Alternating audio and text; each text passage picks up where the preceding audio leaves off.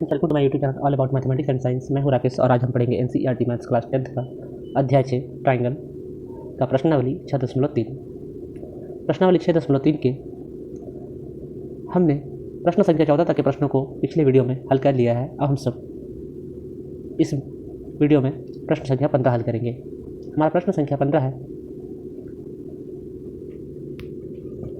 6 metre वाले एक ऊर्ध्वाधर स्तंभ की भूमि पर छाया की लंबाई 4 मीटर है, जबकि उसी समय एक मीनार की छाया की लंबाई 28 मीटर है।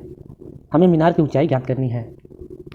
हमें प्रश्न में एक ऊर्ध्वाधर स्तंभ दी गई है जिसकी ऊंचाई 6 मीटर है तथा उसकी भूमि पर छाया की लंबाई 4 मीटर है, जबकि प्रश्न में हमें एक मीनार बताया गया है जिसकी छाया की लंबाई 28 मीटर है तथा हमें मीनार की ऊंचाई ज्ञात करनी है।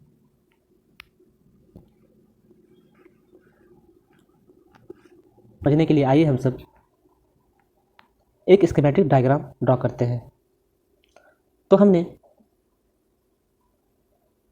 6 मीटर वाले ऊर्ध्वाधर स्तंभ को PQ से रिप्रेजेंट किया है तथा मीनार को हमने AB से रिप्रेजेंट किया है तथा स्तंभ की परछाई 4 मीटर लंबी है जिसे हमने QR से रिप्रेजेंट किया है तथा मीनार की परछाई को हमने BC से रिप्रेजेंट किया है जिसकी लंबाई 28 मीटर है। तो आइए अब हम सब इसे आगे हल करते हैं। कि PQ एक ऊर्ध्वाधर स्तंभ है जिसकी ऊंचाई 6 मीटर है तथा AB एक मीनार है जिसकी ऊंचाई हमें ज्ञात करनी है। हमने PQ ऊर्ध्वाधर स्तंभ को माना है तथा मीनार को AB से रिप्रेजेंट किया है। स्तंभ की भूमि पर छाया की लंबाई को हमने QR से रिप्रेजेंट किया है जो 4 मीटर है, जबकि उसी समय एक मीनार की छाया की लंबाई जिसे हमने BC से रिप्रेजेंट किया है 28 मीटर है।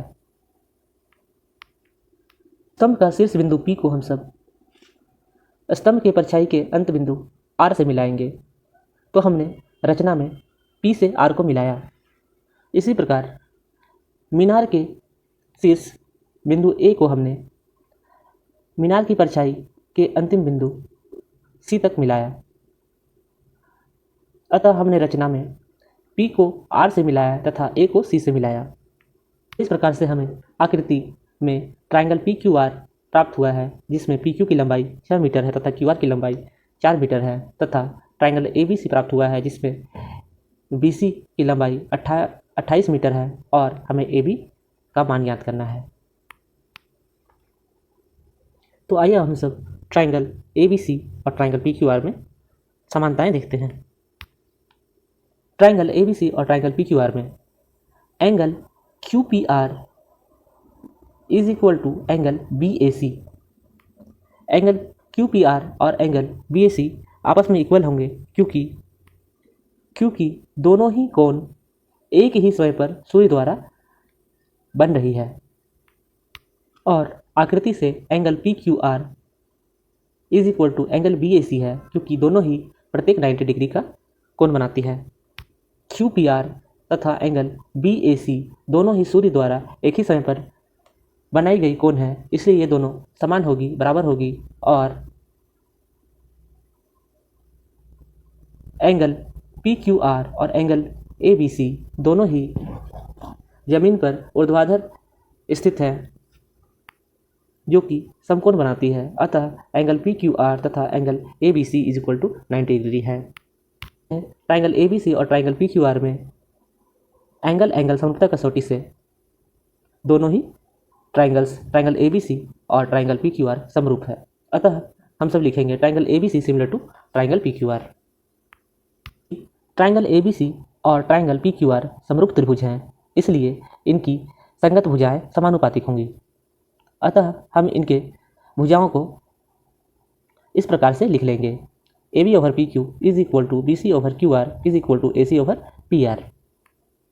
अब हम सब AB over PQ is equal to BC over QR लेंगे ताकि हमें AB का मान प्राप्त कर सकें। AB के स्थान पे हम सब AB ही लिख देंगे और PQ के स्थान पे हमें प्रश्न से PQ का मान, स्तंभ की लंबाई है 6 मीटर दिया गया है, तो हम सब PQ के स्थान पे 6 मीटर अर्थात 6 लिख देंगे। और राइट हैंड साइड में BC जो कि मीनार की परछाई की लंबाई है, BC के स्थान पर हम सब 28 लिख देंगे। और QR जो कि स्तंभ की लंबाई है वो हम सब 4 लिख देंगे। तो इस प्रकार से हमें अगला स्टेप AB/6 = 28/4 प्राप्त होगा। हम सब देख सकते हैं कि 4 से 4 1 जा 4 और 28 4 7 जा 28 7 टाइम्स में डिविजिबल है। अतः हम सब 4 से 28 को 7 टाइम्स में घटा लेंगे। और अगले स्टेप में हम सब लेफ्ट हैंड साइड के डिनोमिनेटर में जो 6 है उसे राइट हैंड साइड भेज देंगे, तो यह डिवाइड से मल्टीप्लाई में चले जाएगा और हमें AB की वैल्यू 7 × 6 दैट इज 42 प्राप्त होगा। AB हमने मीनार की ऊंचाई मान रखी है, अतः हमें AB की वैल्यू 42 मीटर या मीनार की ऊंचाई 42 मीटर प्राप्त होती है। और भी ऐसे ही इन्फॉर्मेटिव वीडियोस के लिए हमारे प्लेलिस्ट पे जाएं और वीडियो अच्छी लगी तो लाइक शेयर और सब्सक्राइब करें। Thanks for watching. Thank you again.